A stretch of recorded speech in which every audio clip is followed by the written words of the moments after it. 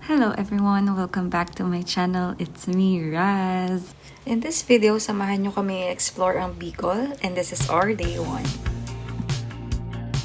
So, pinick up kami sa bahay ng agency na hinire namin around 5 p.m. ng Wednesday. Super nilook forward ko yung stopover, to be honest, kasi sobrang saya ng stopover sa Philippines from what I remember. Almost 5 hours na rin kaming nakaupo and di pa kami nagdi-dinner, so dito na kami nag-dinner around Quezon. Medyo matagtag yung biyahe papuntang Bicol, which is hindi namin in-expect, kaya hindi rin kami masyadong nakapagpahinga along the way. But yeah. So around mga 9 a.m. ng Thursday, nakadating na kami ng Albay.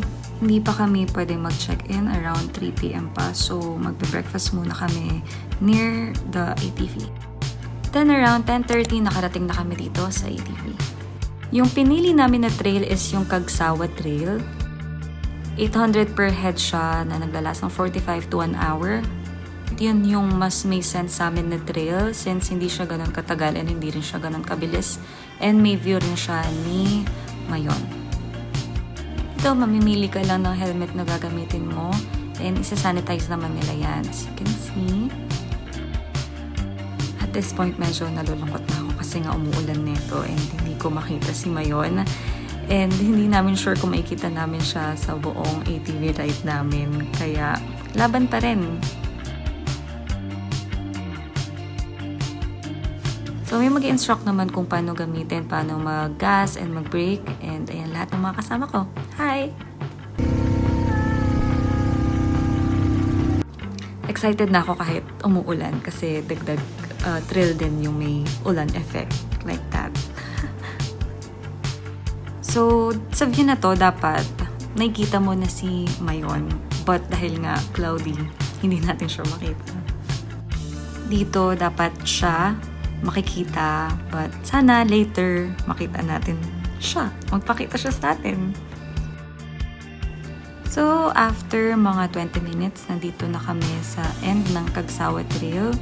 So, dito na natin makikita si Mayon. Medyo kita na natin siya, but naniniwala tayo na mamaya magiging clear na rin yung ulap. So, yan.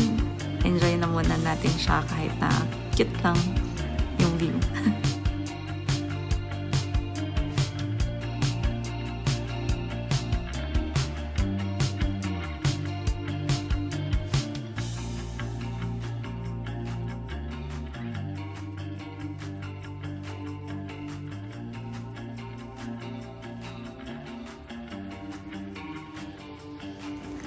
So, around dito, talaga nagpakita na siya and ang ganda na ng weather. Sobrang happy.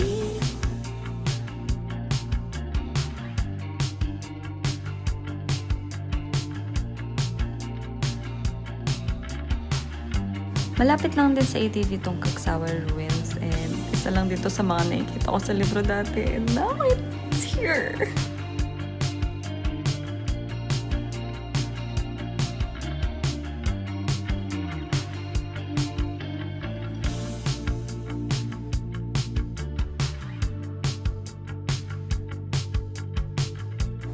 Finally, check-in time. Sobrang laputan na kami neto kasi isang araw na kaming walang ligo. Tapos nag-ATV pa kami. So talagang wow na wow ang pakiramdam. By the way, sa Apihap Hotel kami nag-stay under sa agency to. So wala kami control kung saan kami mag-check-in. So around 5 p.m. start na kami ng aming city tour dito sa Legazpi. And first stop is the Legazpi Boulevard. May dalawa pa dapat kami napupuntahan sa city tour, pero ito na lang Legazpi Boulevard tapos kakain na lang kami. Kasi medyo pagod na ang mga ante.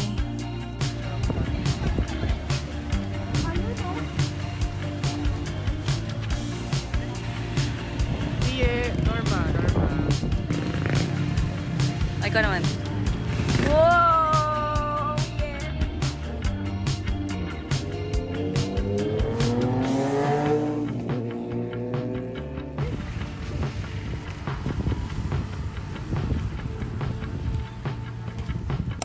Finally, dinner time. Isa to sa pinaka-excite ko dito sa Bicol trip namin. makatikim ng Bicol Express. Yay! So, dito kami sa First Colonial, home of the original Silly Ice Cream. Ang tagal kong curious sa kung ano lasa nitong Silly Ice Cream na to, kaya excited na ako matikman to. Let's go! Sino mauna? Sino mauna? Si Mami. O, Rie. Uy, naman.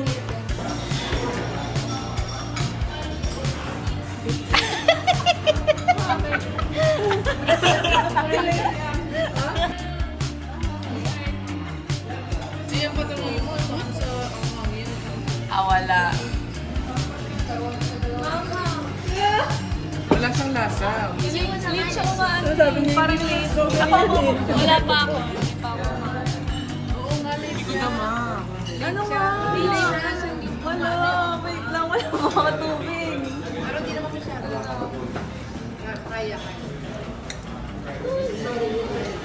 Hindi pala siya agad malalas. Wait lang. Diba lang? Kung makalat kasi siya.